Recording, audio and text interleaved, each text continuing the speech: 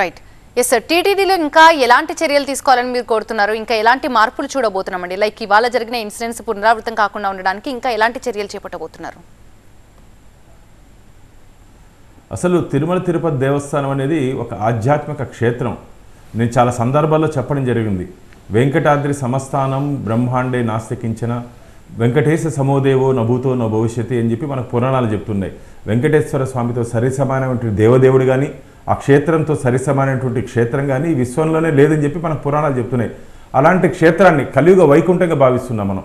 అలాంటి క్షేత్రానికి వస్తున్నటువంటి భక్తులు కూడా దయచేసి ఒక భక్తి భావంతో అందరూ వస్తున్నారు. కొందరు చేస్తున్నటువంటి ఇలాంటి చేష్టల వల్ల ఆ క్షేత్రానికి ఉన్నటువంటి పవిత్రతను దెబ్బతీసే విధంగా వివరిస్తున్నారు. ఇవన్నీ చేయొద్దండి. ఖచ్చితంగా రాబో రోజుల్లో జరిగినటువంటి ఈ సంఘటనల మీద పూర్తి స్థాయిలో ఇప్పటికే మొన్ననే కొత్త ఈఓ గారు రావడం జరిగింది. సంస్థ ఇంకా ఇంటర్నల్గా కొన్ని ట్రాన్స్ఫర్స్ జరగాల్సిన అవసరం ఉంది. కాబట్టి ఈ ఆఫీసర్స్ కూడా కొందరు సమర్థులైనటువంటి ఆఫీసర్స్ని కూడా తిరుమల తిరుపతి దేవస్థానంలోకి మేము తీసుకురాబోతున్నాం. తొందరలోనే మంచి అంటే ఆంధ్రప్రదేశ్లో 5 సంవత్సరాలు జగన్ గ్రహణం పట్టింది. ఈ నూతన ప్రభుత్వం వచ్చిన తర్వాత ఆంధ్రప్రదేశ్ రాష్ట్రంతో పాటు ఆంధ్రప్రదేశ్లో ఆలయాలకు కూడా మంచి రోజులు వస్తున్నాయని చెప్పి నేను భావిస్తున్నా.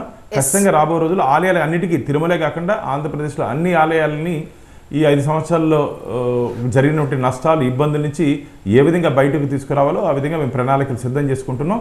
తొందరలోనే దాన్ని కూడా మేము శ్రీవారి భక్తుల ముందు తీసుకురాబోతున్నాం.